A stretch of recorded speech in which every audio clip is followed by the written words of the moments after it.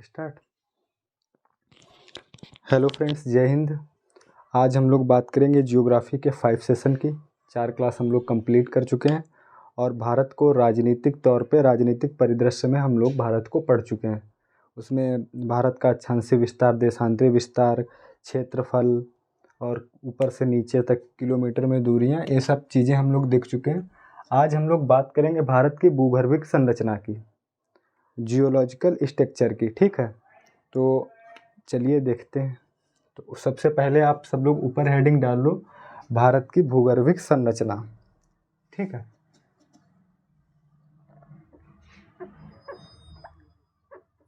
भारत की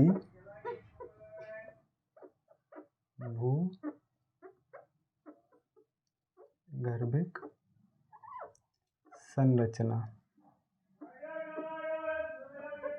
ठीक है, भारत की भूगर्भिक संरचना। तो जैसा कि हमने कहा था कि हम लोग बिल्कुल बेसिक से पढ़ेंगे और शब्दावली मतलब शब्दों का मतलब समझेंगे, क्योंकि जियोग्राफी में आपको जितना शब्दों का मतलब पता होगा, जियोग्राफी उतनी आसान होगी। अगर हमको आज कुछ बातों पहले चर्चा करेंगे कि अवसाद किसे कहते हैं। ठीक है, अवसाद, कायांतरित क्या है, कायांतरित। ठीक, और आग्नेय क्या है। ठीक, ये सब शब्दावली पे पहले हम लोग थोड़ा देखेंगे। शैल किसे कहते हैं। ठीक, शैल किसे कहते हैं, तो पहले देखते हैं कि शैल किसे कहते हैं। ठीक है, शैल क्या है, शैल, शैल क्या है। ठीक, तो हम लोग जो पृथ्वी है, पृथ्वी की जो सबसे ऊपरी परत है उसको कहते हैं परपटी। तो परपटी सबसे ऊपरी है और सबसे कम, मतलब जो पृथ्वी के भूगर्भिक संरचना में योगदान है वो परपटी का सिर्फ 1% है। ठीक है, परपटी का सिर्फ 1%। ठीक है, मेंटल का है 85%। ठीक, 85। और क्रोड का है, ठीक है, क्रोड का है 14%। ठीक, 14% लगभग। एनसीईआरटी की, अगर कक्षा 7 की आप लोग एनसीईआरटी देखेंगे तो उसमें जो है हमारी पृथ्वी एक चैप्टर मिलेगा। ठीक है, उसमें यही डाटा लिखा हुआ है। ठीक है, तो अभी हम लोग देख रहे हैं शैल। तो शैल किसे कहते हैं, शैल जो पृथ्वी की सबसे ऊपरी परत, परपटी, परपटी जो जिसमें विभिन्न प्रकार के, परपटी जो है वो परपटी सबसे, पृथ्वी की सबसे ऊपरी परत विभिन्न प्रकार के खनिजों से बनी होती है। और जो विभिन्न प्रकार के खनिजों से बनी होती है, उस खनिजों के पिंड को, मतलब खनिजों के एक समूह को या खनिजों के एक पिंड को शैल कहते हैं। ठीक है, विभिन्न प्रकार के पदार्थों या खनिजों से बनी पृथ्वी मतलब एक पिंड को शैल कहते हैं। लिख लो, विभिन्न प्रकार के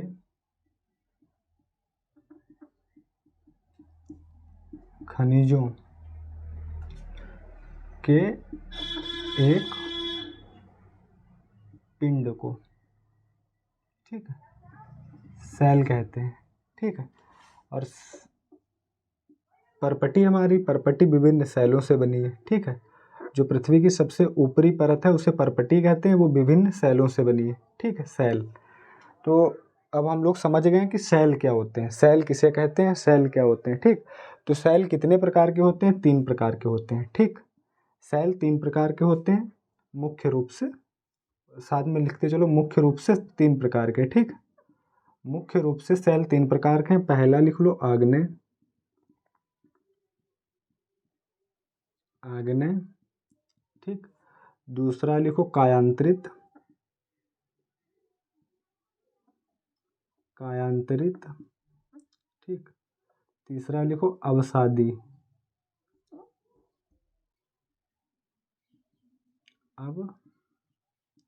अवसादी। ठीक है, तो अवसादी तो पहले हम लोग बात करेंगे, पहले समझेंगे कि आग्नेय क्या है। ठीक है, तो इतना आप लोग देख लीजिए, उतार लीजिए। इसके बाद यहाँ आग्नेय से शुरू करते हैं, ठीक है, इसे हटा देते हैं हम। तो सेल 3 प्रकार की हैं। तो सबसे पहले हम लोग देखेंगे आग्नेय, ठीक है, आग्नेय, ठीक। आग्नेय सेल जब हमारी पृथ्वी, इसे प्राथमिक सेल भी कहते हैं, इसे लिख लेना, प्राथमिक सेल भी कहते हैं, क्योंकि सबसे पुरानी जो सेल हैं यही सबसे पहले जब सेलों का निर्माण होता है तो आग्नेय अवस्था से गुजरना पड़ता है, ठीक है। तो आग्नेय सेल, ठीक है, जो पृथ्वी जब ज्वालामुखी की प्रक्रिया से आप लोग परिचित होंगे।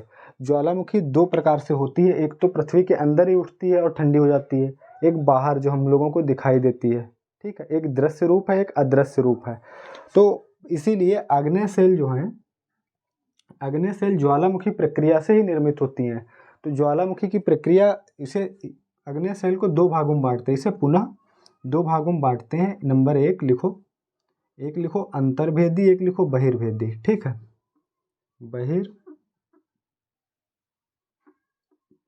बहिर्भेदी और अंतर्भेदी, ठीक। नंबर 1 बहिर्भेदी, नंबर 2 अंतर्भेदी,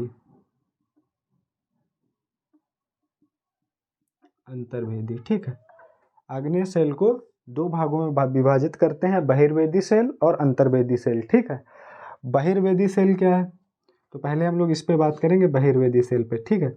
बहिर्भेदी सेल में क्या होता है कि ज्वालामुखी की प्रक्रिया हुई, ठीक है, लावा बाहर आया, ऊपर आया, लावा ऊपर आने के बाद लावा बहुत तेजी से ठंडा होता है, क्योंकि बाहर इसे ऑक्सीजन अच्छी तरीके से मिलता है, ठीक है, हवा है, धूप है, तो बाहर जो है बहुत जल्दी तरीके से, बहुत तेजी से शांत होता है। तो तेजी से शांत होने के साथ इसमें महीन दानों का निर्माण होता है। यहाँ पे बहिर्वेदी में महीन दानों का निर्माण होता है, ठीक है, महीन दानों का निर्माण होता है, ठीक, महीन दानों का निर्माण और भूपटल पे आके ठंडी होती है, ठीक है, महीन दानों का निर्माण होता। तो इससे जो सेल बनती हैं, जो पत्थर इससे निर्मित होता है, उसमें जो सेल बनती हैं उसको कहते हैं, एग्जाम्पल के तौर पर आप ग्रेनाइट पत्थर को ले सकते हैं, ठीक। ग्रेनाइट पत्थर आग्नेय सेल का उदाहरण तो है ही, लेकिन आग्नेय सेल में बहिर्भेदी सेल का उदाहरण है, ठीक है। तो बेसाल्ट लिख लो आप या ग्रेनाइट, ठीक, बेसाल्ट या ग्रेनाइट, ठीक है। और यहाँ इधर चलेंगे, इधर क्या होता है, अंतर्भेदी सेल में क्या होता है, अंतर्भेदी सेल में जो ज्वालामुखी प्रक्रिया है वो अंदर ही होती है। अंदर होने के बाद वो धीरे धीरे वो भूपटल पे नहीं आती है और धीरे धीरे अंदर ही ठंडी हो जाती है, ठीक है। तो अंतर्भेदी प्रक्रिया में क्या होता है कि ज्वालामुखी की प्रक्रिया जब अंदर होती है तो उसका जो शीतलीकरण है बहुत स्लो स्पीड से होता है, अंदर बहुत स्लो स्पीड से होता है, ठीक है। तो शीतलीकरण जब स्लो स्पीड से होता है तो मोटे दानों का निर्माण होता है, ठीक है, बड़े बड़े, ठीक। तो यहाँ लिखो मोटे दानों का निर्माण, यहाँ लिख लेना कि शीतलीकरण की जो प्रक्रिया है, ठंडा होने की प्रक्रिया है, वो बहुत लो है, डिम है, ठीक है। तो यहाँ लिखो महीन दानों, मोटे दानों, महीन दानों का निर्माण इधर, यहाँ मोटे दानों का निर्माण, मोटे दानों का निर्माण, ठीक, मोटे दानों का निर्माण, ठीक है। और यहाँ पर कौन सा पत्थर होगा, इधर बेसाल्ट होगा, ठीक है, इधर ग्रेनाइट नहीं होगा, यहाँ बेसाल्ट होगा। बहिर्भेदी में बेसाल्ट है, इधर ग्रेनाइट होगा, ठीक, इधर ग्रेनाइट पत्थर, ठीक। ये एग्जाम्पल के तौर पे बता रहे हैं, ये एग्जाम्पल हैं, ठीक है। तो समझ आ गया होगा कि आग्नेय सेल किसे कहते हैं। आग्नेय सेल 2 भागों में है, अंतर्भेदी बहिर्भेदी। इसमें मोटे दाने, महीन दाने होते हैं, इधर मोटे दाने होते हैं, ठीक। तो हमको सिर्फ ये प्रक्रिया समझनी थी कि आग्नेय किसे कहते हैं, तो समझ गए होंगे। अगर ये सब चीज़ें आप देखोगे तो ये बहुत डीप बड़े एग्जामों के लिए होता है। अगर वनडे एग्जाम में बस आग्नेय किसे कहते हैं, और ये सब समझाने के पीछे कारण है कि आप नाम ना भूलो। अगर नाम आ जाए, एक बड़ी प्रक्रिया होगी तो हमको चीज़ें आसानी से याद रहती हैं। दूसरी बात कि आग्नेय क्या है, अगर हमको शब्दों का मतलब नहीं पता होगा तो हम कंफ्यूज होंगे, भूल जाएंगे और एक रट्टा मार पद्धति में हम लोग फंसे रहेंगे। तो इसीलिए हम चीज़ों को डीपली समझाते हैं कि रट्टा मार चीज़ों से थोड़ा पद्धति से आगे निकलो, ठीक।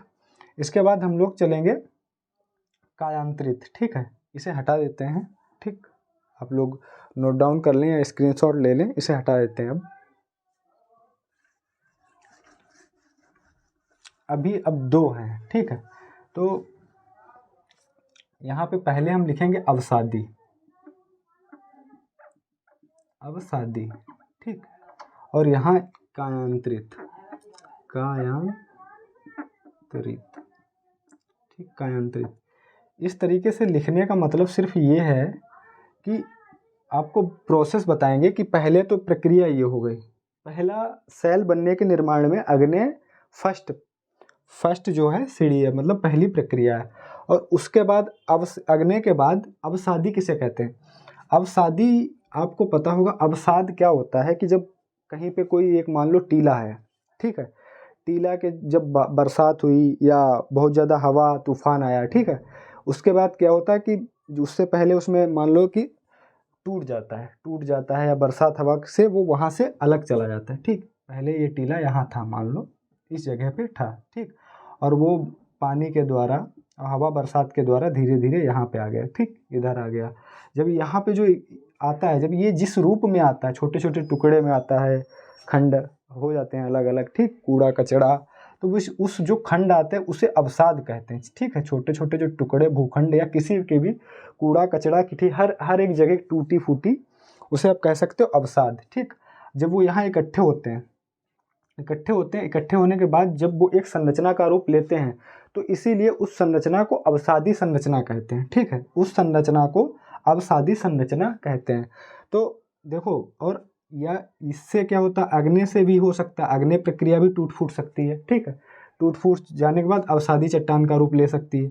कायांतरित क्या होता है, पहले कायांतरित समझ लेते हैं। कायांतरित क्या होता है कि अग्नि अवसादी दोनों से ये रूप धारण हो सकता है, ठीक है, दोनों से। मान लो एक चट्टान है, ठीक, एक चट्टान है, ठीक, और चट्टान में भौतिक और रासायनिक परिवर्तन हो जाते हैं समय के साथ उसमें बदलाव आ जाते हैं कि वो एक अलग पद्धति की थी और थोड़ी चेंज हो गई। कायांतरित मतलब एक बड़े समय में, कालांतरित मतलब बड़े समय, लॉन्ग टाइम में उसमें चेंजेस आ जाते हैं, भौतिक रूप से भी, मतलब दिखने में भी वो अलग हो जाती है, रासायनिक जो उसके गुणधर्म होते हैं, ठीक, वो भी चेंज हो जाते हैं, ठीक।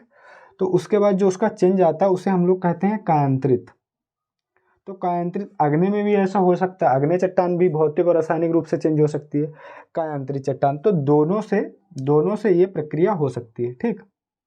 अच्छा, इधर के अवसादी चट्टान का निर्माण भी यहाँ से हो सकता है। ये चट्टान है, ये भी टूट फूट के दूसरी जगह जा सकती है, इकट्ठा हो सकती है और एक संरचना का रूप ले सकती है।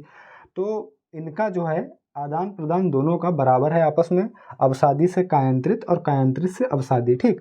आग्नेय का क्या है, आग्नेय से अवसादी हो सकती है, टूट फूट के अवसादी बन सकती, इसका भी रासायनिक और भौतिक परिवर्तन हो सकता है, तो कायांतरित बन सकती। तो कहने का मतलब ये है कि कायांतरित से आग्नेय नहीं बनेगा और अवसादी से आग्नेय नहीं बनेगा, ठीक है। आग्नेय सिर्फ अपने ही रूप में धारण होती, मूल रूप आग्नेय का अपना ही होता है, वो किसी प्रक्रिया से, मतलब इन दोनों की प्रक्रिया से निर्मित नहीं होती। ये दोनों प्रक्रिया कायांतरित से भी आपस में हो जाती हैं, आग्नेय से दोनों हो जाती हैं, ठीक। तो आई होप समझ गए होंगे। आग्नेय को इंग्लिश में कहते हैं इग्नियस एक लैटिन शब्द है, उसका मतलब होता है अग्नि, हिंदी में कहते हैं अग्नि, ठीक है।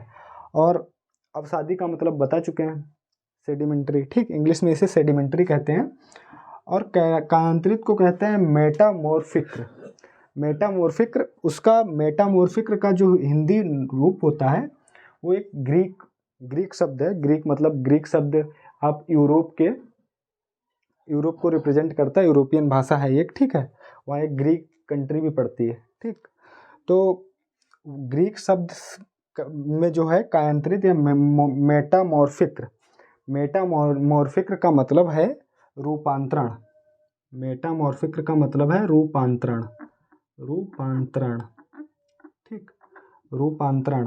तो सीधे मतलब रूप जो चेंज होता है, ठीक, या रूप में परिवर्तन, जब अगर सीधी सिंपल भाषा समझो, रूप में परिवर्तन, तो कायांतरित नाम से ही पता चल रहा है, ठीक है। और इसे अगर ये नाम याद रखेंगे आप, ऐसे याद रखेंगे रूप में परिवर्तन, तो आपको कायांतरित का मतलब पता चलेगा कि हाँ उसमें भौतिक और रासायनिक परिवर्तन के कारण वो दिखने और उसके गुणधर्म जो हैं अलग हो गए, ठीक। अब आई होप आप लोग अग्नि, अवसादी और कायांतरित चट्टानें क्या होता है, शब्दों का मतलब क्या होता है, अच्छे से समझ गए होंगे। अब हम लोग बढ़ेंगे, आज हम लोग पढ़ेंगे भारत में धारवाड़, कुडप्पा, विंध्यन और आर्कियन संरचना के बारे में, चट्टानों के बारे में, ठीक है। तो सबसे पहले जो हम लोग देखेंगे, ये तो शब्दों का सिर्फ मतलब था, लेकिन भूगर्भिक संरचना की जो पहली सीढ़ी है वो आर्कियन है, ठीक है। तो पहली जब हमने क्लास ली थी तब आप लोगों को बताया था कि जो, ठीक है, इस तरीके से कुछ, ठीक। और इसके बाद क्या हुआ कि, एक मिनट, यहाँ पे, ठीक है, ये पहले क्या था कि जो हमारी पृथ्वी जो आज हम देख रहे हैं, ठीक है, यूरोप, उत्तर अमेरिका, दक्षिण अमेरिका, एशिया, अफ्रीका, ऑस्ट्रेलिया, अलग अलग विभाजित हैं सारे द्वीप, ठीक है। तो पहले ऐसा, ये सारे पहले जो महाद्वीप थे ये एक पास थे, कुछ इस आकार में कह सकते हो, ठीक, ऐसे। और इसको कहते थे पेंजिया, इसको कहते थे संयुक्त रूप से पेंजिया, ठीक है, पेंजिया, पेंजिया, ठीक, पेंजिया। पेंजिया का जब विभाजन हुआ, पेंजिया का विभाजन हुआ, और जो उत्तरी हिस्सा था, ठीक, जो ऊपर वाला हिस्सा था, इसको बोला गया लॉरेशिया, ठीक, इसको बोला गया लॉरेशिया या अंगारा लैंड, ठीक, कुछ भी कह सकते हो, लॉरेशिया या अंगारा लैंड, उत्तरी हिस्से को, ठीक है, अंगारा लैंड, ठीक, अंगारा लैंड। और नीचे जो ये वाला हिस्सा था, दक्षिणी हिस्सा, उसको बोला गया गोंडवाना, गोंडवाना लैंड, ठीक, गोंडवाना लैंड। और संयुक्त रूप से पूरे भाग को बोला गया पेंजिया। तो पेंजिया के विभाजन के बाद, ठीक, पेंजिया के विभाजन के बाद ये वाला हो गया अंगारा लैंड या लॉरेशिया, और नीचे वाला हो गया गोंडवाना, ठीक। तो जब वर्ल्ड हिस्ट्री पढ़ेंगे तो उसमें बताएंगे कि पृथ्वी किस तरीके से भूसंचलन करती है, मतलब पृथ्वी एक गतिमान रूप में आज भी है और गति करती, तो भूसंचलन की प्रक्रिया हम लोग विधिवत तरीके से वर्ल्ड जियोग्राफी में पढ़ेंगे। आज सिर्फ थोड़ा सा देखते हैं। तो ऊपर वाला जो हिस्सा था अंगारा लैंड, तो यहाँ पहले लिखो पेंजिया का विभाजन लिख लो ऊपर, पेंजिया,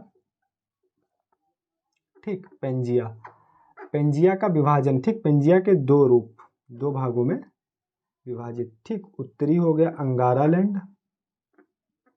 अंगारा लैंड, ठीक, और दक्षिणी हो गया गोंडवाना लैंड, गोंडवाना लैंड। और इसे यहाँ डाल दो दक्षिणी, और इसे लिख दो उत्तरी, ठीक। इसमें कौन कौन से महाद्वीप शामिल हैं और इसमें कौन कौन से शामिल हैं, तो ऊपर के लिखो उत्तरी अमेरिका, ठीक है, उत्तरी अमेरिका, ठीक। और एक लिखो एशिया, एशिया इसी में आता है, ठीक है, एशिया, ठीक, यूरोप, एशिया, उत्तरी अमेरिका, एशिया, यूरोप और ग्रीनलैंड, ठीक, ग्रीनलैंड। ये ऊपर के जितने ये आते हैं अंगारा लैंड में, ठीक। इधर कौन कौन सा आता है, इधर आता है अपना, लिखो भारत, सबसे पहले भारत ही लिखो, भारत, ठीक, भारत भी गोंडवाना लैंड का हिस्सा है। उसके बाद लिखो अफ्रीका, ठीक, अफ्रीका, अफ्रीका के बाद लिखो दक्षिणी अमेरिका, ठीक, दक्षिणी अमेरिका, ठीक, दक्षिणी अमेरिका, भारत, अफ्रीका, दक्षिण अमेरिका, ऑस्ट्रेलिया, ठीक, ऑस्ट्रेलिया, ठीक, भारत, अफ्रीका, दक्षिणी अमेरिका, ऑस्ट्रेलिया और मेडागास्कर भी आप कह सकते हो, लिख सकते हो, ठीक है, चाहे मेडागास्कर भी इसी में आता, लेकिन जो मेन मेन है वो हमने महाद्वीप यहाँ पे आपके लिए लिख दिए हैं, ठीक। ये एग्जाम के लिहाज से इम्पोर्टेंट हैं। ठीक, तो अब हम लोग पेंजिया का विभाजन देख चुके, ये उत्तरी हिस्सा हो गया, ये दक्षिणी हिस्सा हो गया। तो भारत की स्थिति भी पहले, अगर इसे हटा दो, इसे मान लो ये ऊपर चला गया, ठीक है, ये ऊपर चला गया, तो भारत की स्थिति कुछ इस तरीके से, मतलब थोड़ा सा उत्तर को तो बढ़ ही रहा था, मुख्य रूप से उत्तर को, भारत का जो लैंड है वो मुख्य रूप से उत्तर को संचलन कर रहा था, लेकिन थोड़ा पूरब को भी, तो उत्तर पूरब को गतिमान था। ठीक है, अभी भी थोड़ा थोड़ा है, प्रक्रिया जब पढ़ेंगे तब हम बताएंगे पूरा।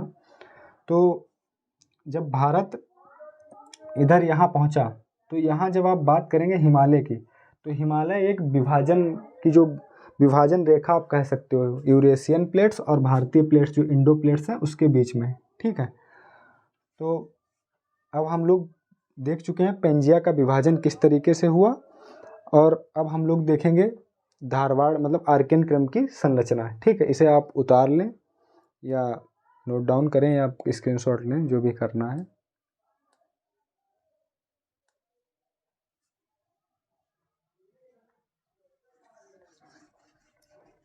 तो भारत की जो भूगर्भिक संरचना है वो अपने आप में एक बड़ी विशिष्ट है, बहुत स्पेशल है, कह सकते हो ऐतिहासिक रूप से बहुत स्पेशल है। यहाँ आपको आर्कियन क्रम की चट्टानें मिलती हैं जिसमें जीवाश्म नहीं है, और यहाँ आपको विंध्यन क्रम की भी चट्टानें मिलेंगी जिसमें जीवाश्म हैं। ठीक है, जीवाश्म रहित और जीवाश्म युक्त। जीवाश्म रहित का मतलब है जहाँ जीवाश्म की उपस्थिति नहीं है, अनुपस्थिति है, और जीवाश्म युक्त उसे कहते हैं जहाँ जीवाश्म है। ठीक है, तो जीवाश्म युक्त और जीवाश्म रहित। तो भारत की सबसे पहली जो चट्टान का निर्माण हुआ उसे कहते हैं आर्कियन। ठीक, तो सबसे पहले लिखो आर्कियन संरचना के बारे में हम लोग बात करेंगे। आर्कियन, ठीक है, आर्कियन डाल दो हेडिंग आर्कियन। अब इसका जो निर्माण हुआ वो अग्नेय चट्टानों से हुआ। ठीक है, इसका निर्माण मुख्य रूप से अग्नेय चट्टानों से हुआ। तो लिखो निर्माण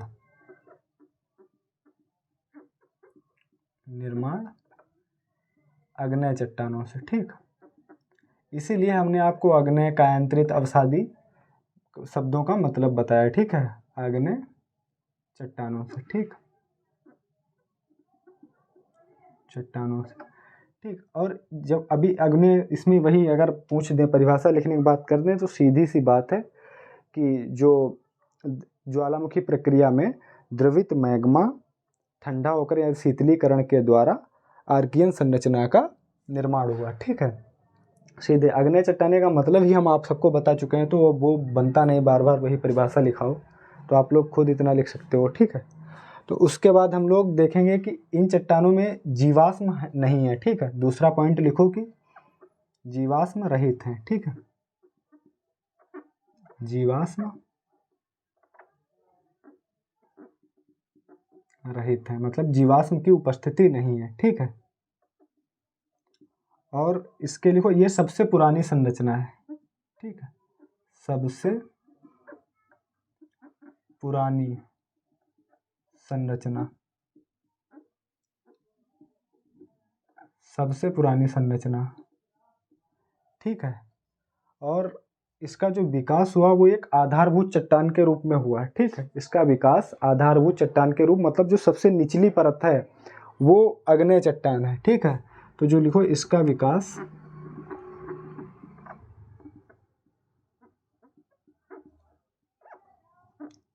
आधारभूत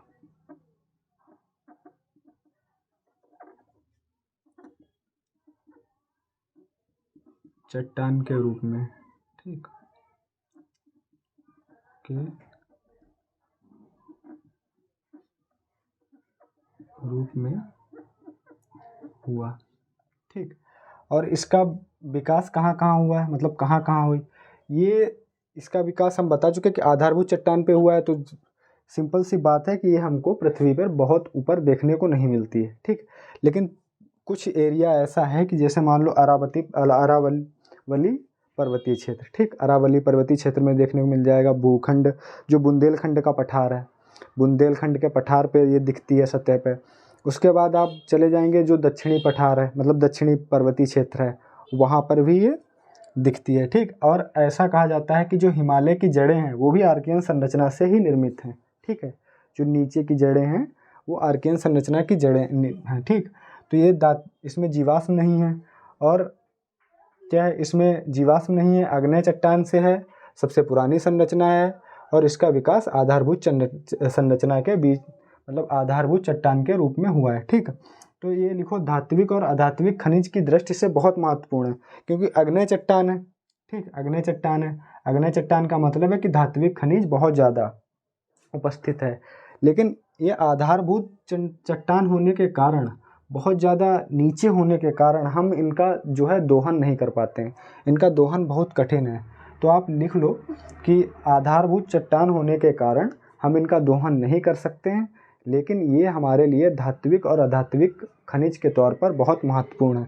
हो सकता है कि भविष्य में कभी हमारे पास एक टेक्नोलॉजी अच्छी विकसित हो जाए जिससे हम इसका दोहन कर सकें, लेकिन अभी ये सिर्फ हमारे पास भंडार की दृष्टि से उपस्थित है, जो कह सकते हो एक ठीक अच्छी बात है। ठीक है, तो इसमें जो मेन पॉइंट हमने आपको बता दिए, लिखा दिए, और इसमें जो पत्थर हैं वो लिख लो, इनका जो लिख लो ग्रेनाइट और नीस से इनका निर्माण हुआ। ठीक है,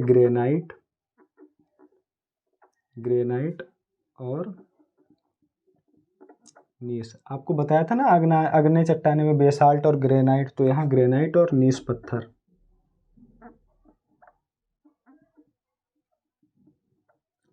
से संरचना का विकास। ठीक, संरचना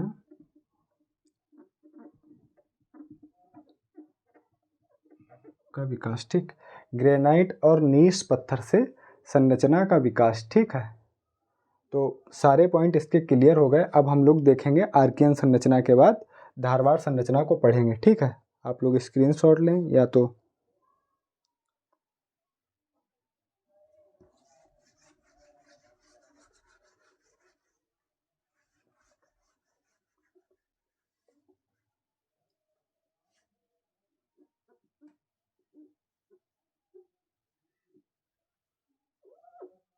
धारवाड़ संरचना। ठीक, धारवाड़ चट्टानें या धारवाड़ संरचना। ठीक है, अच्छा, धारवाड़ जो संरचना है इसका निर्माण कैसे हुआ? अब जो आप लोगों को बताया था कायंत्रित और अवसादी। ठीक, कायंत्रित और अवसादी, तो लिखो कि इनका निर्माण जो है, धारवाड़ चट्टानों का निर्माण आर्कियन संरचना के भौतिक और रासायनिक परिवर्तन और अपरदन के द्वारा एक दूसरी जगह पर निक्षेपण से धारवाड़ चट्टानों का निर्माण हुआ है। ठीक है, तो लिखो, ठीक, लिखो निर्माण।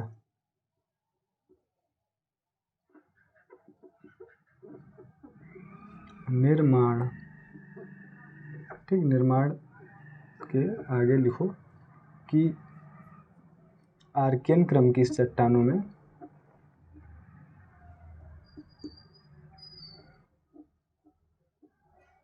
आर्कियन क्रम की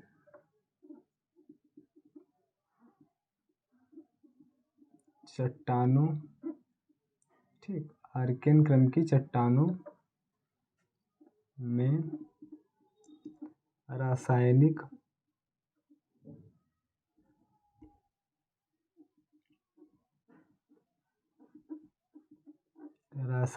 और भौतिक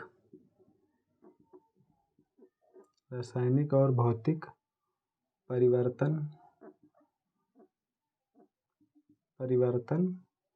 और अपरदन। ठीक, परिवर्तन और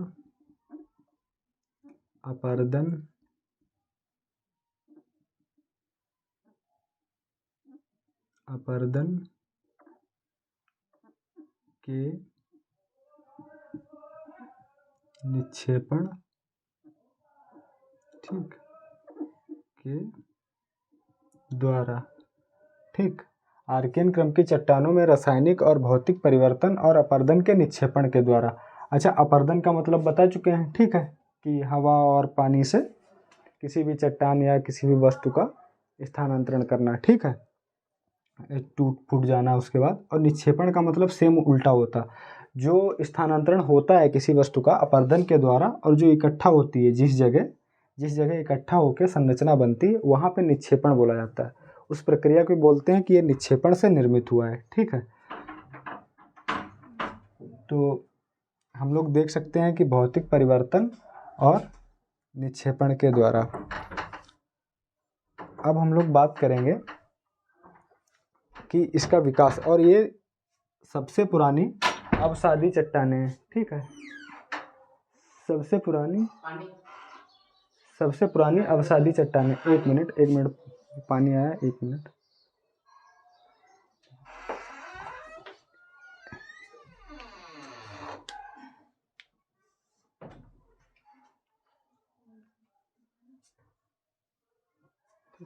हाँ, थोड़ा सा बच्चों डिस्टर्ब हो गए क्योंकि चलो, तो भौतिक परिवर्तन और अपरदन के निक्षेपण के द्वारा इनका विकास हुआ। और सबसे पुरानी अवसादी चट्टानें लिखो, सबसे पुरानी अवसादी चट्टानें। अवसादी चट्टानें, ठीक है। धारवाड़ क्रम की चट्टानें सबसे पुरानी अवसादी चट्टानें हैं। ठीक है, इसके बाद हम लोग देखेंगे आगे। ठीक, ये कायांतरित अवसादी चट्टानें भी हैं, लेकिन अगर क्वेश्चन आता है तो आप सबसे पहले लिखेंगे कि सबसे पुरानी अवसादी चट्टानें कौन सी है, धारवाड़। क्यों है ये भी बता चुके हैं कि इनका परिवर्तन ऐसा क्यों हुआ है। ठीक है, क्योंकि ये किससे बनी है, आर्कियन क्रम की चट्टानों में रासायनिक और भौतिक परिवर्तन। जब रासायनिक और भौतिक परिवर्तन होता है तो कौन सी चट्टानें बनती हैं, कायांतरित चट्टानें बनती हैं। और जब उनमें अपरदन और निक्षेपण की प्रक्रिया होती है तो बन जाती हैं अवसादी चट्टानें। ठीक है, तो बन जाती हैं अवसादी चट्टानें। तो हम लोग देखेंगे कि आर्कियन क्रम की चट्टानों में रासायनिक और भौतिक परिवर्तन से कायांतरित और उसके बाद अपरदन और निक्षेपण से अवसादी। तो क्या हुआ कि एक कायांतरित और प्लस अवसादी दोनों हैं, कायांतरित और प्लस अवसादी दोनों हैं। लेकिन क्वेश्चन अधिकतर पूछा जाता है कि सबसे ज़्यादा पुरानी अवसादी चट्टानें कौन सी हैं, तो हैं वो धारवाड़ क्रम की सबसे ज़्यादा पुरानी चट्टानें। ठीक है, और धारवाड़ क्रम की चट्टानें सबसे ज़्यादा कहाँ पाई जाती हैं, कर्नाटक के धारवाड़ क्षेत्र में। ठीक है, इनका सबसे ज़्यादा विकास कहाँ हुआ है, इनका सबसे ज़्यादा विकास कर्नाटक के धारवाड़ क्षेत्र में। ठीक है, कर्नाटक के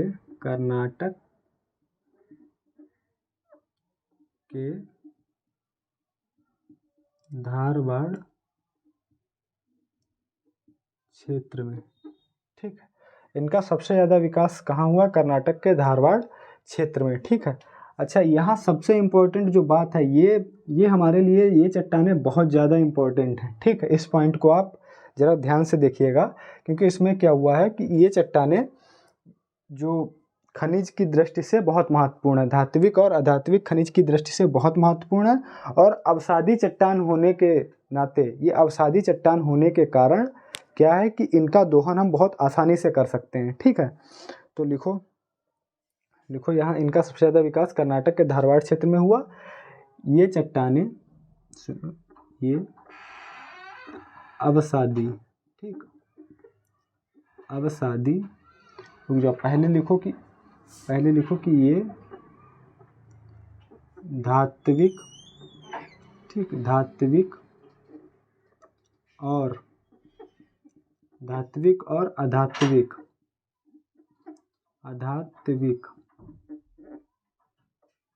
ये धात्विक और अधात्विक रूप से बहुत महत्वपूर्ण है। ठीक है, बहुत महत्वपूर्ण है। क्यों महत्वपूर्ण है, हम बता चुके हैं, क्योंकि अवसादी चट्टानें होने के कारण, ठीक है, इनका दोहन बहुत आसानी से होता है, क्योंकि ये बनी ही ऐसी हैं कि जुड़ जुड़ के बनी है। ठीक है, तो ऐसा कह सकते हो कि लिखो, अवसादी चट्टानें होने के कारण, अवसादी चट्टानें होने के कारण इनका दोहन आसानी से होता है। इनका दोहन आसानी से, ठीक। इनका, क्योंकि जो इससे पहले हमने देखी थी आर्कियन क्रम की चट्टानें, तो वो कहाँ है, आधारभूत चट्टानें, मतलब नीचे निचली परत की चट्टानें, तो उनका दोहन हम लोग आसानी से नहीं कर सकते। वो एक भंडारण की दृष्टि से महत्वपूर्ण हो सकता है कि भविष्य में उनका दोहन हम लोग करें, ठीक है। लेकिन अवसादी चट्टानें जो हैं उनका दोहन हम बहुत आसानी से करते हैं। तो इसके जो मेन पॉइंट थे हमने आप लोगों को लिखा दिए। एक तो सबसे ज़्यादा मेन पॉइंट ये, ठीक। इसका विकास कहाँ हुआ है, तो ये हुआ कर्नाटक के धारवाड़ क्षेत्र में, ठीक है, कर्नाटक के धारवाड़ क्षेत्र, धारवाड़, ठीक, कर्नाटक के धारवाड़ क्षेत्र में। और ये अवसादी चट्टानें होने के कारण दोहन आसानी से, एक ये पॉइंट हो गया महत्वपूर्ण। और जो सबसे इनमें पाया कौन कौन सी जाती है, तो इसमें लिख लो आप, लिखो लोहा, मैग्नीज, मतलब लोह अयस्क, मैग्नीज, ठीक है, सोना, चांदी, डोलोमाइट और अभ्रक। इन चट्टानों में, इसे आप इतना नोट डाउन कर लें या लिख दें, हम लिख ही देते हैं, ठीक है, ठीक, हटा रहे इसे। देखो इसमें मुख्य रूप से लोह अयस्क, ठीक है, इसमें मुख्य रूप से लोह अयस्क, ठीक, लोह अयस्क, मैग्नीज,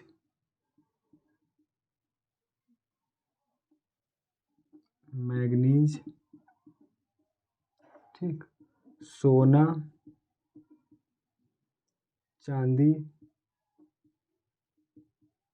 सोना, चांदी, और लिखो डोलोमाइट, डोलोमाइट और अभ्रक, ठीक। मुख्य रूप से पाए जाने वाले अयस्क जो हैं, लोह अयस्क है, मैग्नीज है, सोना है, चांदी है, डोलोमाइट है, अभ्रक है, ठीक है। सारे पॉइंट, इंपॉर्टेंट पॉइंट आपसे डिस्कस कर लिए हैं, इंपॉर्टेंट के बहुत विस्तृत से डिस्कस किया है, ठीक है। अब हम लोग आगे देखेंगे कुडप्पा क्रम की चट्टानों को, ठीक है। तो हटा रहे इसे। अच्छा, कुडप्पा क्रम की जो चट्टानें हैं उनकी जो निर्माण की प्रक्रिया है उसमें कुछ नहीं करना, सेम यही प्रक्रिया है, ठीक है। यहाँ पे लिखो कुडप्पा,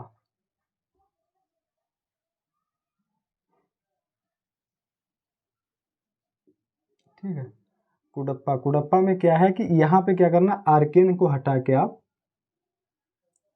यहाँ करो कि धारवाड़ प्लस आर्कियन दोनों, धारवाड़ प्लस आर्कियन, ठीक है। धारवाड़ और आर्कियन दोनों में जो है, दोनों क्रम की चट्टानों में रासायनिक और भौतिक परिवर्तन के और अपरदन के निक्षेपण के द्वारा इनका निर्माण हुआ कुडप्पा संरचना का, ठीक है, कुडप्पा संरचना का, कुडप्पा संरचना,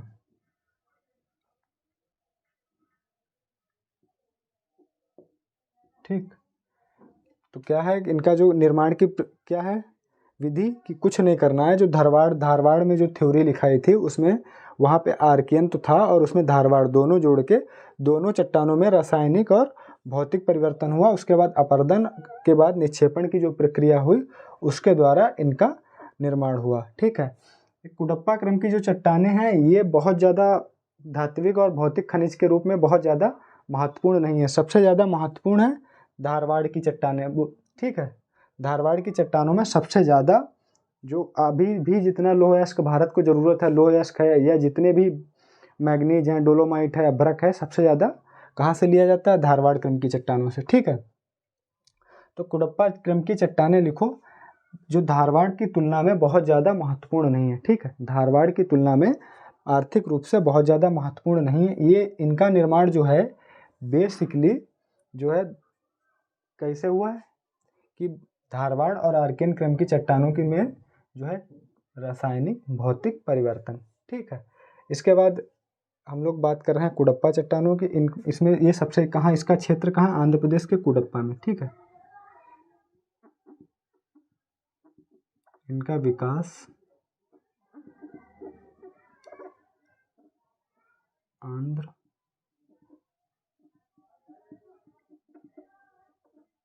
प्रदेश के कुडप्पा क्षेत्र में हुआ। ठीक, क्षेत्र में हुआ। इनका सबसे ज़्यादा जो विकास है मुख्य रूप से आंध्र प्रदेश के कुडप्पा क्षेत्र में हुआ। बाकी आप जो मेघालय का जो पठार है वहाँ भी है, अरावली पर्वतीय क्षेत्र में है। इवन गुजरात का काठियावाड़ क्षेत्र, जो गुजरात का काठियावाड़ क्षेत्र है वहाँ भी इनका विकास हुआ है। और अपने अरावली पर्वतीय क्षेत्र दक्षिण भारत में मुख्य रूप से हुआ है, क्योंकि आंध्र प्रदेश का लिखा दिया है, आंध्र प्रदेश का कुडप्पा क्षेत्र। ठीक है, इसके बाद इसमें खनिज का दोहन तो ठीक ठाक है, लेकिन इसमें खनिज बहुत ज़्यादा उपलब्ध नहीं है। खनिज की दृष्टि से बहुत ज़्यादा इंपॉर्टेंट नहीं है। सबसे ज़्यादा खनिज की दृष्टि से इंपॉर्टेंट है धारवाड़ संरचना। ठीक है, और इसमें लिख लो एक, और इसमें जो मुख्य रूप से है रंगीन पत्थर और निकेल, दो चीज़ें हमको मिलती हैं इसमें मुख्य रूप से। जो इनमें मुख्य रूप से इसका जो दोहन होता है वो किस लिए होता है, सुन लिखो। मुख्य रूप से निकेल और रंगीन पत्थर। देखो, रंगीन पत्थर और निकेल,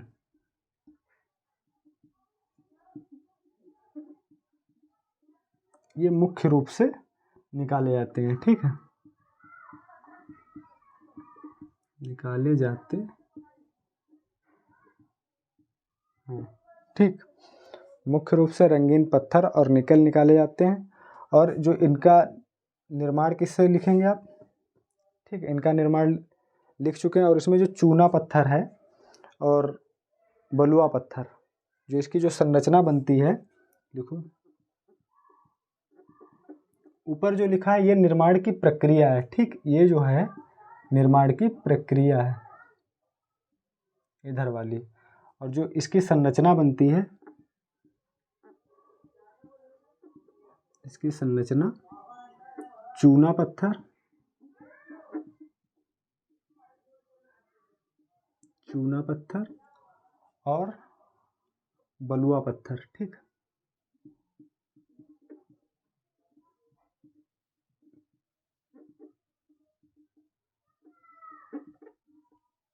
इसकी संरचना चूना पत्थर और बलुआ पत्थर से बनती है। ठीक है, तो इसके जो इम्पोर्टेंट पॉइंट हैं, सबसे ज़्यादा इम्पोर्टेंट पॉइंट वनडे एग्जाम के लिए ये पूछा जा सकता है, किस क्षेत्र में सबसे ज़्यादा मिलती हैं। ठीक है, निर्माण की प्रक्रिया सिर्फ हम लोगों को पता होनी चाहिए, निर्माण की प्रक्रिया एग्जाम में नहीं पूछता है। ठीक है, एग्जाम के पॉइंट से निर्माण की प्रक्रिया बहुत ज़्यादा इंपॉर्टेंट नहीं। हाँ, ये पूछ ले सकता है कि संरचना, कि उसमें जो उसका जो भौतिक रूप है, दिखने में जो संरचना है वो कैसी है, तो इसमें बलुआ पत्थर और चूना पत्थर हम लोग डाल देंगे। ठीक है, और अगर इसमें हम बात करेंगे कुडप्पा संरचना में, जैसे कि इसमें ये मुख्य रूप से कायांतरित और अवसादी दोनों है। तो कायांतरित रूप से देखेंगे संगमरमर, संगमरमर हमको यहीं से मिलता है। संगमरमर, रंगीन पत्थर की बात की हमने, ठीक है, निकेल की बात की। उसके बाद हम लोग चलेंगे आगे, देखेंगे इसके बाद एक और हम लोग अभी संरचना रहेगी, उससे पढ़ेंगे, उसे कहते हैं विंध्यन संरचना। इसे नोट डाउन कर लें या स्क्रीनशॉट ले लें, इसके बाद हम लोग विंध्यन संरचना पढ़ेंगे। ठीक है,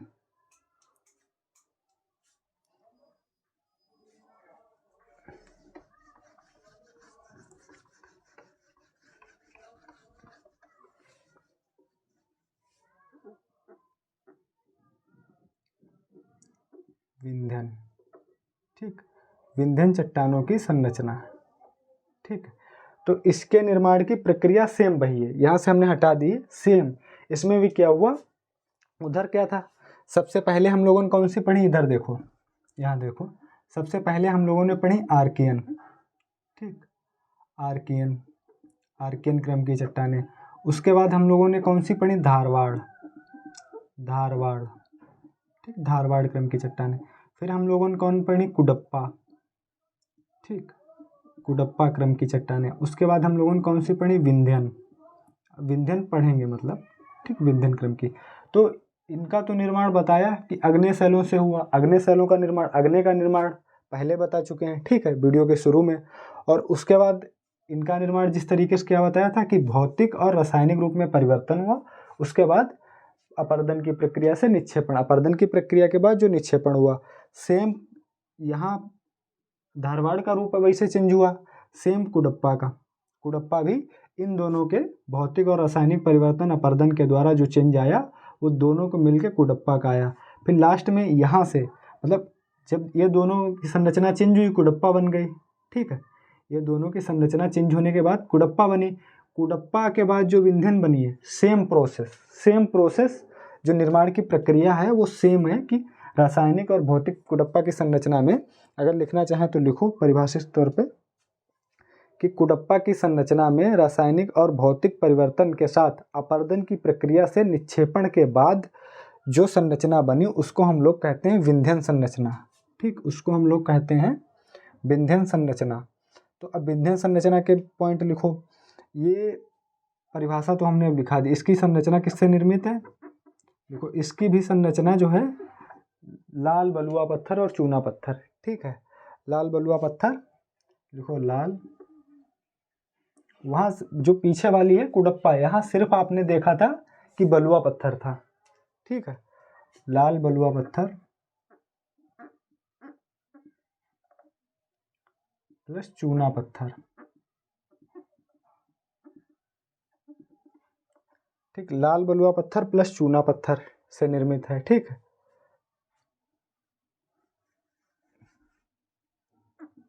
से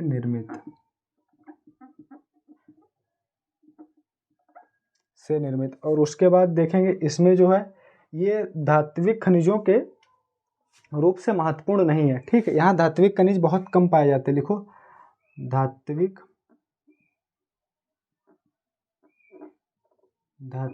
खनिजों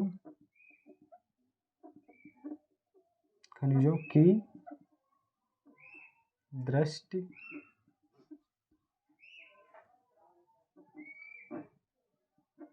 दृष्टि से महत्वपूर्ण नहीं, ठीक, जो भवन निर्माण में जिन पदार्थों की जरूरत हमको पड़ती है सबसे ज़्यादा, भवन निर्माण में जिन पदार्थों की हमको जरूरत पड़ती है यहीं से उनका सबसे ज़्यादा दोहन होता है, ठीक है, तो लिखो भवन निर्माण से जुड़े हुए पदार्थों का जो दोहन है सबसे ज़्यादा यहाँ से होता है, ठीक है, भवन निर्माण की प्रक्रिया में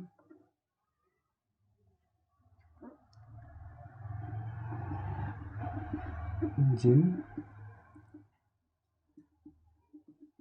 पदार्थों की जरूरत उनकी दृष्टि से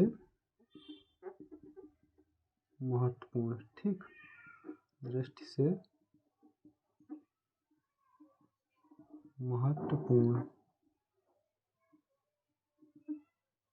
ठीक। तो अगर आप देखेंगे कि जो पन्ना और गोलकुंडा के खाने हैं, ठीक है, वो विंध्यन क्रम की चट्टानों से ही निर्मित है, ठीक है, लिख लो यहाँ सबसे इम्पोर्टेंट पॉइंट है, लिखो इम्पोर्टेंट, और यहाँ लिखो कि पन्ना पूछा जा सकता है, पन्ना और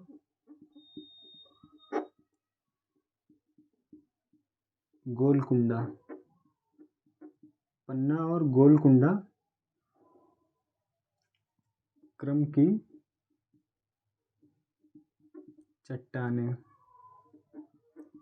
ठीक, विंध्यन क्रम की चट्टानें, ठीक है, विंध्यन क्रम की चट्टानें हैं,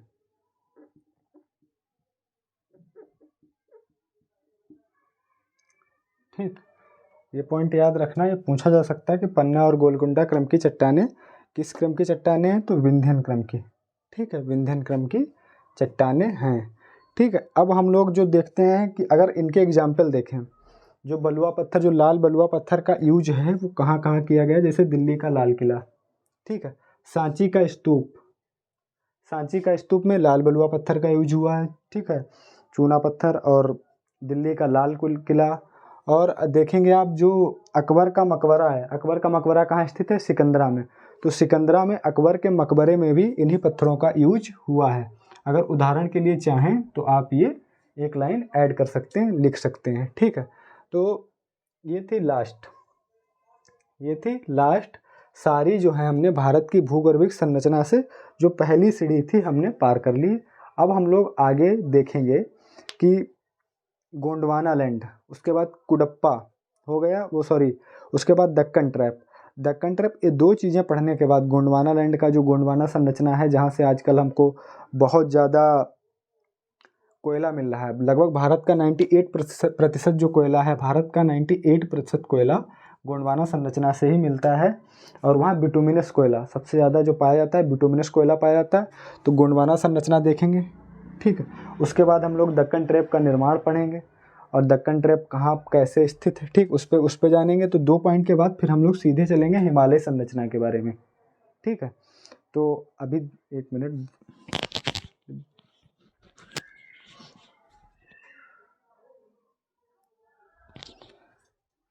ठीक है फ्रेंड्स, वीडियो लगभग 50 मिनट का हो चुका है, तो इसीलिए, वरना आज ही ये पॉइंट डिस्कस कर लेते हैं, ठीक है, गोंडवाना लैंड और दक्कन का पठार। लेकिन अब हम लोग नेक्स्ट क्लास में ये चीज़ देखेंगे और आई होप कि हमने बहुत डिटेल में चीज़ें समझाने की कोशिश की। थोड़ा सा पानी वाला आया तो डिस्टरबेंस हो गया, लेकिन बहुत ज़्यादा नहीं हुआ। तो ठीक है, जुड़ने के लिए बहुत बहुत धन्यवाद साथ में, और क्लास देखें, एंजॉय करें, लास्ट में लाइक और सब्सक्राइब करें, ठीक है। तो बहुत बहुत धन्यवाद, थैंक यू।